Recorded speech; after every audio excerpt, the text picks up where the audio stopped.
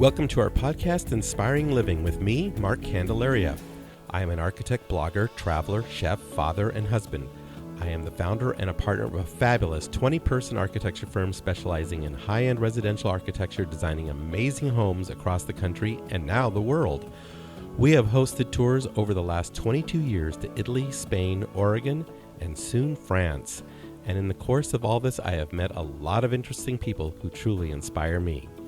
We are excited to now be in our third season, and our podcast is all about the opportunities that are right there in front of us to inspire living. Yes, we will talk about architecture and design, but every week we will venture into all sorts of topics that will inspire you, teach you, and motivate you to inspire living every day. My guests will include a wide gamut of amazing people, from those in the design industry to clients to real estate professionals, chefs, artists, sports figures, and philanthropists, and people who just flat out get it. Sit back and enjoy, and let's have some fun exploring all the opportunities that are there just waiting for us. Please subscribe and get ready to be inspired with every podcast. Okay, as my dad says, here we go. Welcome back, everyone, and thanks for tuning in. It's been some time since I've done a podcast, and so it's good to be back. Seriously, we have been so busy, thank goodness, between work, travel, family, and just living life. We have been hitting it hard, but I am really excited to get back to getting some podcasts going again. And now in our third season, I will be occasionally joined by my lovely wife and fellow collaborator, Isabel Dellinger Candelaria, who will co-host with me as we introduce you to many of the truly inspiring people we have the opportunity to meet. We start this year in our first podcast of 2023 with my daughter and our Candelaria Design Media Manager, Tiffany Candelaria, where we will share some of our adventures and tips we experienced from our trip over the holidays, where I took my three daughters to Paris, Zurich, and Italy on a 2-week holiday vacation. Yes, I wore them out. I highly doubt they ever want to travel with me again, but we had a great time. But before we get into that, I wanted to mention a few exciting things happening at Candelaria Design. First, my book, Mark Candelaria Homes by Schiffer Publishing, is now soon to be released and will be available at the end of February. You can purchase it on our Candelaria Design website, Amazon, Barnes & Noble, and a whole host of venues. I want to say a special thanks to my co-author, writer David Brown, and my daughter Tiffany, who spearheaded the project and really got this book off the ground. My book features 12 amazing Candelaria Design homes from 2010 to 2020, accompanied by 12 of my personal special recipes on 278 pages, so it's a coffee table / cookbook. I really want to thank the clients who allowed us to feature their homes in the book, and then the recipes I think you're going to really enjoy. They're a lot of fun, and a couple of them are a little complicated, but most of them are pretty easy. Okay, then I want to thank Lux Magazine for featuring one of my homes from 2005 on this month's cover, along with a beautiful feature inside. Nice work by interior designer Laura Wallace Interiors and MDF Development in the refresh of this timeless Santa Barbara Candelaria Design home. Next, I am also on the cover of this month's Arizona Foothills magazine, along with the Silver Sky Development team. This is a spectacular new development in the works on 12 acres in Paradise Valley, and we are very excited to be a part of this project. Finally, I want to wish a big happy 88th birthday to my dad, Donald Candelaria. We had a great time with Dad and Mom and our family on Sunday celebrating his birthday. Very special to spend a Sunday watching football, just like the old days. Love you, Dad, and happy birthday. Okay, so without further ado, let's get into our podcast. Welcome, everybody. Happy New Year. We are right into 2023. It's January. It's a little chilly out there, but we're excited to have the podcast going again. Welcome back to Inspiring Living. And I've got my daughter here with me, Tiffany Candelaria, our Candelaria Design Media Manager. Hi, guys. It's great to be back here in Arizona, isn't it? Yes, we had a very wonderful but cold holiday vacation. Yes, and we're going to talk about that vacation today in today's podcast. We're going to kind of rehash it a little bit and kind of just let you get a clue in on some of the things that worked well and some of the things that we had to work hard at, and just things that you need to be aware of when you travel. And everyone's got the travel bug this year. And so we're just going to give you a quick download and a recap of our trip. Yeah. And I mean, a lot of you saw, the photos and videos we posted So everyone's been asking about it now that we're back in the office and seeing everyone. So I'm like, hey, you should do a podcast and kind of talk about how cool it was and, some of the restaurants we discovered and the hotels and things we recommend. Right. So I can't remember when we decided to set up this trip. Was it sometime in the fall or summer or when? No, you had the idea a long time ago, but it became real like in the fall. I remember Bella texting me. She's like, what % chance do you think Dad is serious? Well, let's talk about who the participants were on this trip. So it was you and your two sisters, Bella and Sophia. Yep. And we offered Isabel a chance to come, and she goes, no, you know what? You take the girls. You go and have fun with them. We did a family trip in 2015, if I remember right, where we went to Italy. And the girls were obviously a lot younger. That was 8 years ago. And so she said, no, this is probably the last time, given Sophia's going to be, she's a senior this year and she'll be off to college. So I said, well, great, let's do it. I'll take them to Europe and we'll do a little mini family vacation. Yeah, it was really cool. I mean, it was just so unbelievable. All of us were like, really? Should we actually ask off work and actually get excited about this? And it was exciting. And the thing is, when we did this in 2015, I think Sophia was probably, that was 8 years ago. She would have been 9 or 10. Yeah, she definitely was a kid. Their passports were renewed then, or that's when they first got their passports. Well, they all expired because of their young age. Mm-hmm. And so we had to get all new passports for them, didn't we? Oh, my God. And even now that COVID's over, it's still pretty tough. And you have to make an appointment. And since one of them is underage, a parent had to be there and you have to have birth certificates, have all this stuff. So it was really stressful. Well, and the first time I did it, I had her old passport. I sent in, I don't know, $250 or something. Never heard a word. I don't know. It went to a black hole in the government black hole. It did. So he sent a check. I'm like, well, check if your check ever got cashed. It never got cashed. It didn't. So anyway, we had to start from scratch with Sophia's. So that made it harder. And that process took about how long, would you say? The hard part was getting an appointment. So you have to have one pretty much. And where was that appointment at? We got one in Tempe, but you go online and you try to find one, and they get taken the day they are live. So I think they go live 2 weeks prior, and you have to be on the computer waiting to snatch one up. And so that's what we had to do, and we got one in Tempe. And thankfully their mom took them. So yeah. And then they got them on the spot. I'm not sure, but it was pretty fast. However, it turned around. They got them pretty quickly. We paid extra to do the expedited, and you're there in person, so it's not going to get lost. But so that was the first thing we had to do. And then booking our tickets was the next thing we did. So part of the deal was, you guys can come, but you're putting it all together. I'm not doing anything. I put it all together. You put it all together, yeah. Every single thing. Which was awesome, by the way. Thank you. Yeah, and I'm a planner, and I love researching. So, in that way, I'm like, I'd make sure it would be really cool. And it was very cool. So how did you start the planning process? How did we decide on our venues? Let's talk about what our three venues were, first of all. Mm-hmm. Our three venues were Paris for 4 nights. Mm-hmm. Then we were off to Zurich for 3 nights. Yeah. Then we were in Florence for 4 nights, and then Rome for 3 nights, and we came back. Yeah, so basically we had 2 weeks. And how it went is Dad really wanted to go to Italy. So he finally went this year after COVID, and he's like, oh, my God, I forgot how much I missed it. We got to go back. And we're like, okay, sounds good to us. But you girls loved Italy the last time. We always, it's in our blood. We love it. So we said, let's finish there. Well, I mean, I remember at first it was just you were like, we got to go. And then we figured, well, the girls had always wanted to go to Paris, and we're doing a France tour with Candelaria Design. So Dad's like, hey, you know what? We can go to Paris.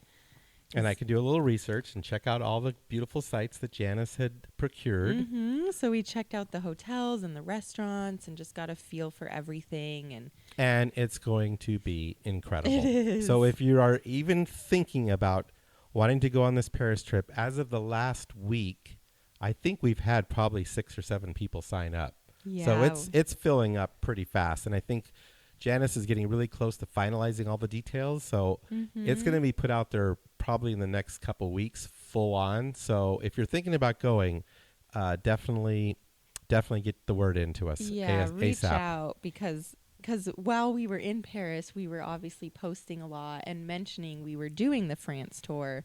So a lot of people were like, "Oh my God, get me on that list." Right. So that'll be in September. Right. I'm not going on that, but End of September. It'll be fun for you guys. Yeah. So that's why we decided Paris, and then I'm the reason we did Switzerland. So I've been to Paris a couple times, and I've been to Italy a couple times, and I haven't been a lot of other places. So I'm like, oh God, I would love to just finally go somewhere new. And Switzerland was right in between the two. And, you know, I figured out all the logistics. There was a train, a 4-hour train direct. From Paris to Zurich. Yeah, and I'm like, and how gorgeous is that going to be? And you booked it during the middle of the day. But what happened? So I booked us a train at noon, and we were going to see the French countryside and Switzerland, and oh my gosh. But then there was a strike. Like you found out like what? The day before. The day before. Yeah, day before I get an email. Sorry, you know, you're the day before the train trip. The train trip. Yeah. Like we're in Paris getting ready to go to figure everything out, and here we find out. And we're in an Airbnb, so you can't extend it. Right. It's not like a hotel. And right. So we had to leave. Luckily, the strike only affected all the good daytime trains. So our train was like at 7 p.m., which, you know, whatever. We didn't get to see anything. It was pitch black, and we missed our dinner in Switzerland. And it was a bummer, but luckily, you know. Well, luckily, I'll tell you what was luckily is the train ride. We'll talk about the trains in a second. But when we got there, it was dark, and luckily, our hotel was like a block away from the train station, which was awesome. It was? Yeah, you don't even remember. So we got there, like, where's it? Oh, our hotel's just down the street. No. That in Switzerland. Yeah, that's what I'm saying. I thought you meant in Paris. No. Paris, We got to the train station, and we were right there. In Paris, we had to wait all day in a hotel lobby with all our luggage. Yeah, that was crazy. Because you have to check out of your Airbnb at like 10 in the morning. Right. And what are we going to do with all this luggage? Nothing. For the whole day. And no other hotel's going to just keep store it for randomly. You. Yeah. Yeah. So we had to just hang out with it in a cafe, which was fine. But it was a long day. Yeah. And then get to the train station and all that. So, yeah, and that's just it. When you travel, I would say virtually every trip I've ever been on, as much as you think you've got things planned, there is going to be something that will change that plan. Derail. So, your train. you need to be totally flexible and just go with the flow, because if you let it disrupt you and frustrate you, it's just going to ruin your trip. And so instead of, complaining and everything, we just kind of camped out in that hotel lobby, and we got some good food, and we relaxed. And I actually really liked it because we were on the go a lot. How much? A lot. We walked 100 miles in 12 days. For real. Like we were tracking it. Yeah. And so that one day we kind of just chilled at that hotel and relaxed, and it was really nice. We were kind of exhausted. Like the girls actually missed out on maybe like every other day of the trip just because they were tired. Like it's hard keeping up with me, isn't it? Oh my God, it's insane. Like 17-year-old, 20-year-old exhausted. Yep, like just stayed in their room half the day. That was the plan, and it worked. We knew they were probably to going do that. From Zurich, then we flew to Florence. And it was really interesting. The security in Zurich was the most intense of any place we were. Remember, they took all my bags apart, and I had to. I mean, they went through everything. Yeah, well, they didn't do that to anyone else. It was just to Mark, because there was something that kept flagging their scanner, and they couldn't find it, so they had to tear all his stuff apart. Yeah, it was pretty crazy. But then when we flew back to the United States out of Italy, no issue, just went right through. Yeah, but also the Zurich airport was so easy and calm and like small kind of and nice. It was nice. And Zurich is the capital, so I was surprised how just small and easy and besides beautiful. your bag. So anyway, between the three venues, between Paris, Zurich, and Florence, pretty diverse, right? In terms of the for culture, sure. obviously the language. In Paris, we're speaking French. In Zurich, we're speaking German. And then in Italy, buongiorno, we're speaking Italiano. Yeah, but I'd say Switzerland were the best at speaking English. Yeah, probably the most worldly, I would say. Almost everyone could speak English in Switzerland. Yeah, it was pretty nice. And it was very nice. And it was fun because we got to the hotel that night, checked in, and then we wandered out and we found a Christmas market. And I found a bratwurst and a beer, and I was really happy. So Zurich was the only place we stayed in a hotel. Right. So I booked us AirBnBs just because, we are a family and it was more economical. And Dad likes to cook. Dad likes to cook. Dad needs to work, so he needs a whole dining table, and the girls wanted to hang out. So I booked us Airbnbs in all three places, but the fourth, Zurich, was a hotel. Zurich is really different. I mean, there really weren't Airbnbs, and everything is pretty expensive there. So Zurich was definitely the priciest of all the venues. Yeah. Like and that was coming straight from Paris. Yeah. And we were like, whoa, this is even more expensive. Yeah. Switzerland is very expensive. But very nice. Yeah, very clean and beautiful. And we walked everywhere. And everyone there, it seems like, is from somewhere else. They're all there because they have a really good job. Yeah. And they were all, I don't know, a lot of white people, actually. There you go. So, it wasn't as diverse as France. No, not at all. Or Italy. France, I would say, was the most diverse. I would too. Wouldn't you? Yeah, and kind of the most crowded. Yeah, well, Rome was pretty darn crowded. Yeah.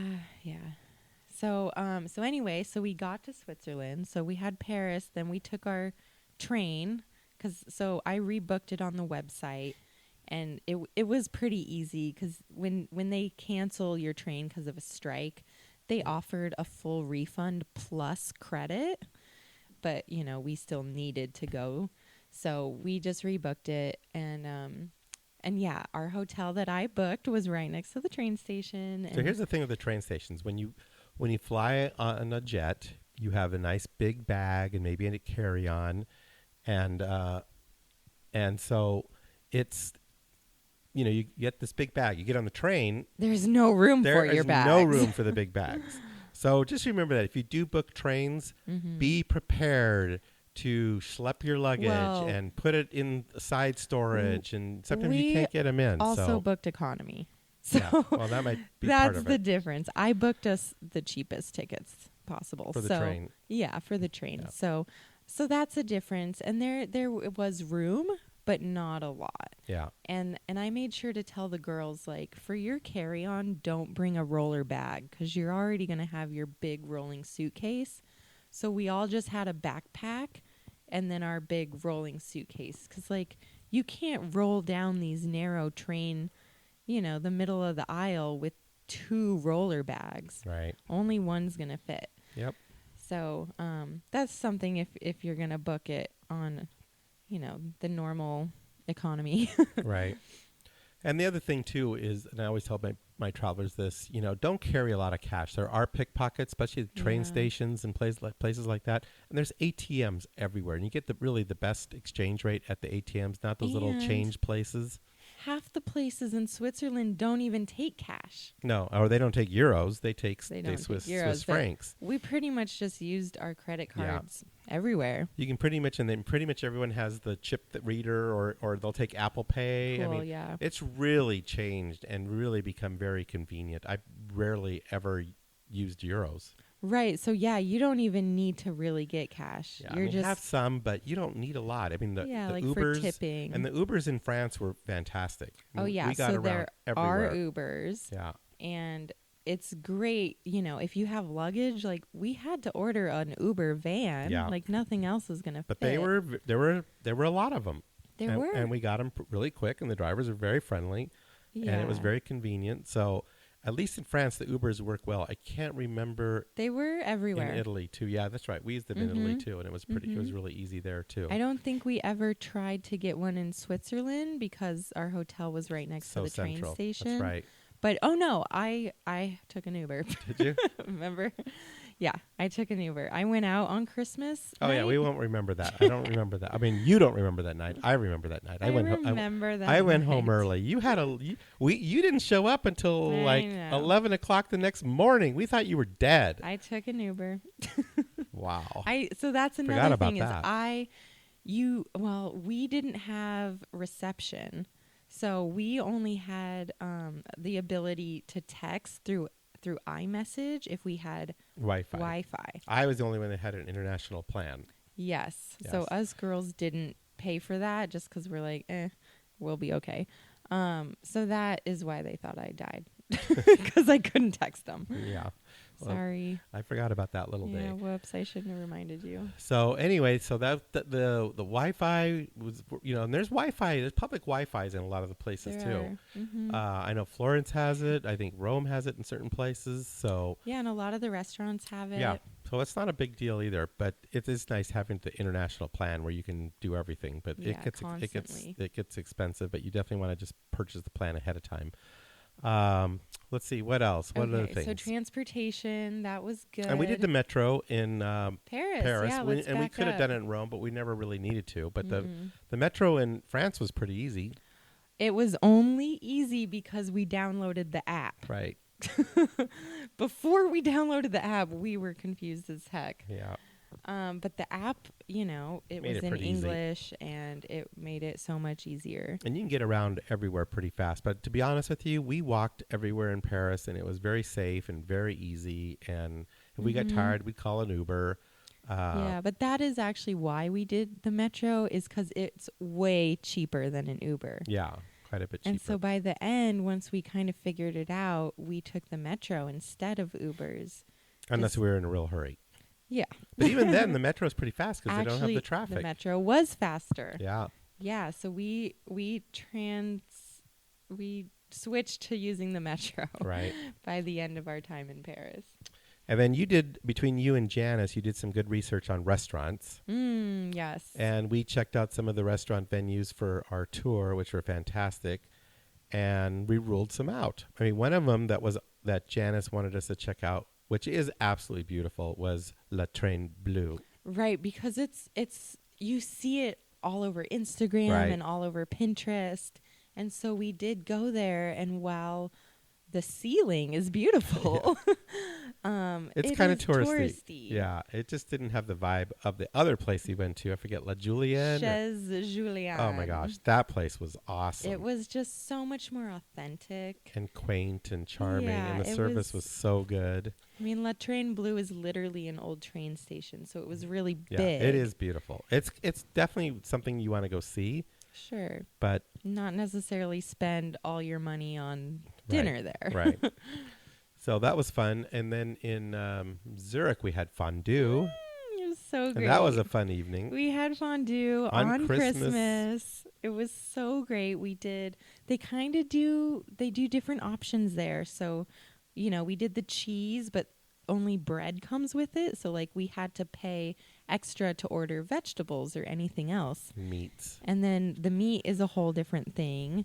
And I was used to it always being hot wine, but almost every single option on their meat fondue was actually hot oil. So I picked the wine because, that's all I've had, and I knew it was good. But yeah, a lot of them was hot oil, and I don't know. That doesn't sound that great. Yeah, that was a good dinner, as opposed to Bella's raw hamburger that she had. Oh my God. We went to a British pub just because it was close and we were starving, and her hamburger, she was halfway through. It was charred on the outside. Oh my God. But when she bit in, it was raw. And she showed it to us, and it was disgusting, and she ended up puking all day. So you never know. Oh, yeah. You got to be careful. Know. So then we got to Florence, and we had an Airbnb, which was right next to the San Lorenzo market, which was heaven for me. That was Dad's dream, so I found us one. Going there for years and years, taking my travelers on our tours through San Lorenzo market, and, picking up some dry pasta and spices, things you can put in your suitcase to take home. But I've never been able to just go to the butcher and get something. and make a dinner. And we did some cooking. We did a couple of fun dinners. So that was a real treat for me. Literally the first thing you did when we got there was go to the market. And I made mussels. Soup. And and a really good chicken soup. You made a soup. That's right. I forgot about that. So that was a lot of fun for Dad. And then we went and got the paninis. Oh gosh, yeah. I guess there's the world this famous really popular panini place. Yep. And it was good. It was good. It was really good. We had to stand in line for about 30 minutes, didn't we? Yes. Yeah, it was quite an ordeal. But we there's survived. paninis everywhere, so you know. Yep. But we had a lot of fun in Florence, walking around and enjoying. Went to the Boboli Gardens one afternoon. Those were so pretty. Yes. That was nice. It's just so different because, Florence is pretty city. It's a big city, and there's just big churches everywhere, and you can't really see very far. Right. Because there's just big buildings and apartments everywhere. Yeah. So the Boboli Gardens was like the one place where you can actually see for more than a block. No, and I was lucky. I got up one morning and did my well-pronounced early morning walk. Not a soul anywhere. Got Which some is beautiful crazy. video. By 9 o'clock, 10 o'clock, it was completely full and packed. And then we went for an evening walk that was really pretty. One evening Oh, yeah, we walked. we got gelato. Yeah, and it was really nice. And so I always tell people, if you go to one of these cities, if you are an early riser or can be an early riser, get up early and go do a walk and just see the city. So different. Because, it's totally different. Because the rest of the day, it was wall-to-wall people. Like, we saw his pictures. We never got up and did this. But we saw his pictures and videos, and we're like, what? Yeah, it's completely different. It's like a different world. I guess we're not the only ones who sleep in, so that made me feel better. Yep. So we did that. I know one morning we got up fairly early in Rome, and that was the morning that the former Pope had passed away. So we actually walked to St. Peter's Square, and we went to the Vatican and just kind of saw what was going on, and it wasn't crazy. I mean, because it had just happened. Yep. So, we got there before the funeral or anything like that, like days before.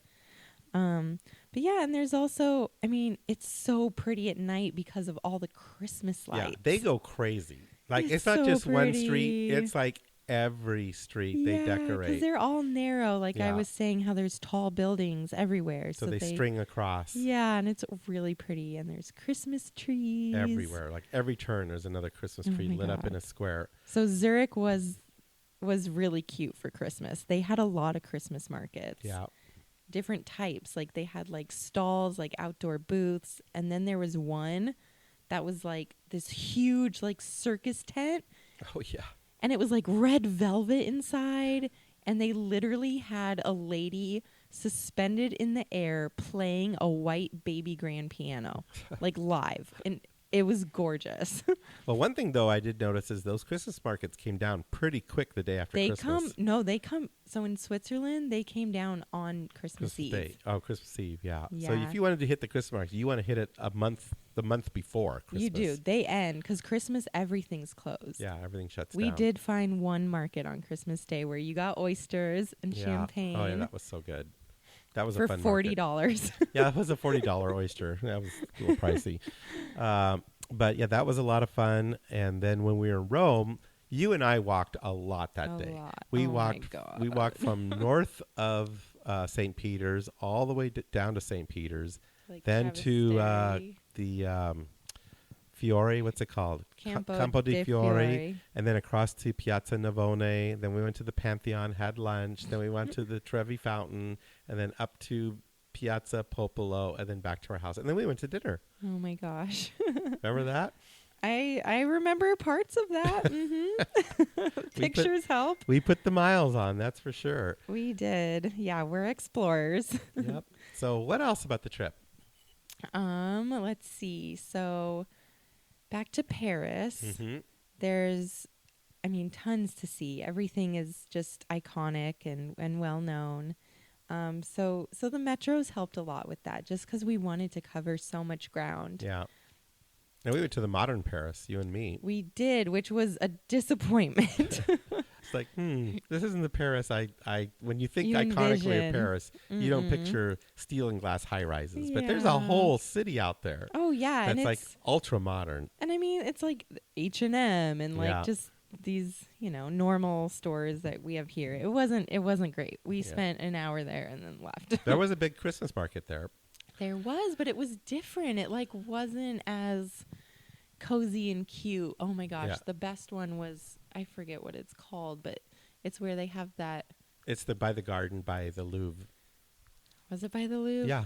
Okay. Where the Ferris wheel that you guys went on? Yeah, that was right there. So that is great. Yeah, that was a nice one. And I think remember all the food booths? Ferris wheels there all the time. Yeah, the food booths were incredible. Yes. Everything from French food to German food to paella. They had everything. Yeah. So it's wherever the Ferris wheel is. It's by the Louvre. And this time of year, they had a really cute Christmas market and an ice skating rink and, all kinds of food and treats. And we took the Ferris wheel and got just incredible pictures because you can see everything and you can see the Eiffel Tower. So we got pictures of us with the Eiffel Tower behind us. And, we kind of got a taste of what was to come in Switzerland with the raclette and the big cheese wheels that are just melting. And then, from there we took the train that we had to reschedule. Yeah. So what was your favorite part of the trip? What was your favorite thing? My favorite part was Switzerland. The whole, just being in Switzerland, period. Yes. And that's just, I kind of knew that was going to be just because I have been to Florence and Rome and Paris and Switzerland's just so dreamy. Yeah. Well, being half German, for me and seeing all the stuff and the few times I've been to Germany, it just brought back a lot of nice memories for me of Mom and just being German, so I love that. And, of course I always love Italy, but Paris is nice. And I'm really excited about the tour this fall. I really think it's going to be fantastic. Nice. I think and we're it's going more than just Paris. Yeah. So we're starting in Paris. I think we're going to spend 4 or 5 days in Paris, and Janice has got an incredible itinerary put together. And then from there, we're going to be in the Burgundy country region of France with tastings and cooking classes, and it's going to be fantastic. It's going to be amazing. And the hotel has an indoor pool. Oh, in yeah. Paris. Underground, below, and a beautiful bar. Yeah, with live music, and live it's in, piano. I think, in the Saint Germain area, so it's really nice. There's beautiful shopping everywhere. It is. So it's that's pretty. It's going to be fantastic. And we've got a really fun group of people already going, so I'm really excited about it. It's our first Paris tour. So First who knows where we'll go from there, because now we got Italy, Paris, and Spain. Yeah, and Oregon. And let's talk about the Oregon tour coming up. That's in May. Yeah, so May 18th through the 23rd. 5 days. This will be our second time. So last year was the first one, and everyone loved it, and it was just great. And it's a lot easier than these European tours. Well, it's a 2-hour flight. It's only 5 days, so it's a no-brainer. It's pretty easy. It's easy, and it's just gorgeous. It's Oregon wine country, and I introduced it to you guys during COVID in 2020, and they fell in love with it. Yep, we love it. And I mean, you and Isabel have been a lot of places, so that's saying a lot. And it's just everyone's so accommodating there that I'm like, we could easily do a tour here. And it's at the caliber, like the restaurants, the wine. It's just kind of undiscovered. What I like about it as opposed to Napa has become so big and so popular and so impersonal. Whereas Oregon, when you go to one of these wineries, you meet the owner. You meet the owner, the winemaker. He's making the wine. Yeah. It's cool. It's very cool, and it's very family-oriented, very friendly. The restaurants, same thing. We've met the actual owners. We've become good friends with them. Yeah. They really accommodate us. So during the course of these 5 days, it is a really fun trip. Right. And these chefs and winemakers aren't just from this little town in Oregon. No. Like, they're from France. Yeah. They're from Italy. Yeah, yeah, they're the real deal. It's amazing, I'm telling you. Like, don't tell anyone. This is such a hidden gem. No, and we've got a really beautiful setting for this year's trip, a new venue. It's called the Setting Inn. Yep. And it's in the hills. I don't know. You went. I didn't. It's not far. It's not far from Dundee. It's really beautiful. We have booked the entire inn just for our travelers. So we will have the whole place to ourselves. Yep. We There's a did that beautiful last fire year, pit, but we were bocce somewhere court. else. There's a little club room with pool Yeah, table, a barn room, a that's private full of wine games. tasting room. So I think it's going to be fantastic. I think we're going to have a lot of fun. It's going to be really fun. And it's a little closer in, so it's not so far out in the boonies. So it's going to be easy to get to the restaurants at night. And there's only 8 rooms though, so yeah. we're just about to open booking for that. So email one of us, text us, Instagram us if you want to be on that list. That's right. So we only have those 2 tours this year. That's it. We have Oregon and Paris. No, France. France. And we're talking about some different ideas for 2024. We're even talking about a Hudson River Valley tour. Oh, good. I think you should. So Janice was talking to me about that. Upstate New York. Upstate New York in the fall. Oh my gosh. So I think that's going to be pretty cool. That'd be then we'll gorgeous. see how the Paris tour goes, because then from Paris we could always pop over to London, or we could pop down to Nice and Monte Carlo. So the Paris trip might be kind of parlay into some more things. And then everyone's already asking about Italy again, so we'll probably add another Italy tour here pretty soon. Wow. So lots of exciting things to look forward to. Always. Right? Always. Cooking classes. Yeah, so talk about some of the things. We got the book signing party. And we got the book some happy hours. We're going to coming up. have a couple book signings once it's out. So the book doesn't come out formally until March now. They've pushed it back a little bit, but we do have a hard copy. We have 1 copy. Yep. So this is my new book. Real. We've Mark seen Candelaria Homes. It features 12 houses from the last 10 years, from 2010 to 2020. And accompanying each house is one of my favorite recipes that matches with the house. Either I cooked it for that particular client, or it just matches with the house. Mm-hmm. Yeah. And then the second book is going to be the same, but the previous 10 years. The first 10 years of Candelaria Design, 2000 to 2010. Yeah, so we don't know when that one will be out yet. We're just working on getting this first one. Yes. But it should be soon, and we're going to do some happy hours where we're going to, sell the book and also sample whatever some of the recipes are inside the book, and just all hang out and have a good time and just, try to promote the book. Yep. And then we're talking about some cooking classes. Yep. Just aside from that, hopefully some of them will be in some of the homes you designed, and then some of them will be in our showroom kitchen at the office. There you go. That should be a lot of fun. Yeah, and those are going to now be, you can sign up and buy a ticket. There you go. So we'll have details on the website, and, we'll put it on social media once we get some of these dates locked down. Yep. And then we've donated some paella cooking adventures, and we just auction went off this weekend, and we were going to just do one. But during the course of the auction, it got up to $8,500. So I told Letitia, I gave her a little wink, and she knew that meant go ahead and split it. Okay, good. And so she was able to sell 2 of them for $8,500, raising $17,000 for Gigi's Playhouse. Oh my God. This is just you coming to cook paella. That's for 8 people. I'm like, what? How is my dad So about $1,000 so a person for paella. That's insane. So that's pretty cool. And I know last year we did the same. We sold one for $8,000 for Habitat for Humanity. I can't believe that. Like, I feel lucky because I just get to have dinner with you for free all the time. And we're having lobster fettuccine tonight. Yay! So yeah, we're excited about doing some cooking. We got some good trips planned. We're doing some amazing houses. I'm on the cover of Lux magazine with a house that I did in 2005. I know. So here's a house that that's 18 years ago? No, what's my math? Yeah. I don't know, but they quote, like in the very beginning, they mention how the house was still so beautiful and they didn't have to change very much. Yeah, 18 years ago was when I did that house, and it's on the cover today of Lux magazine. And it's Santa Barbara style that they've transitionalized in decoration.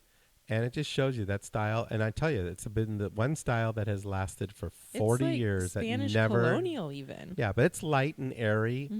And we were doing that 18 years ago. So that style, I personally feel, holds the highest value over time. Really? Yeah, it just never goes out of style. And the older it gets, as long as it's been freshly done, it's a well laid out plan, it just increases in value. Well, and every house you do, you aim to make it timeless. Yes, So absolutely. Whether it's modern, traditional, French, yeah. whatever. So you're just good at that regardless. Yeah, so we're excited about that. We're also on the cover of Arizona Foothills with a new project that we're working with Tuna Group. Like and your picture is on the cover. Yeah, and T-Mac. It's Silver Sky, and more to come on that one. It's in Paradise Valley. It's beautiful new subdivision of 1 acre plus lots. So we're really excited about teaming up with those two gentlemen. We had them over for dinner about a week and a half ago, and that was a lot of fun. So lots of great things in the works. My partners Tim and Meredith and Evelyn have all kinds of things cooking too. We'll get them on a podcast and let them update you on what they have going on too. The four of you. Yeah, so all good things to be very happy about. Yeah, and we kicked off our 2023 in Rome, and it's off to a good start. So here we go, as I like to say. Let's do it. Let's do it. All right, stay tuned. We've got some fun things over the course of the year, and we're really happy to get the podcast going again. So thank you for listening, and we look forward to 2023. We sure do. Thanks. We do our best to inspire living in everything we do, from our podcast to our cooking classes to our tours, and of course with our Candelaria Design homes.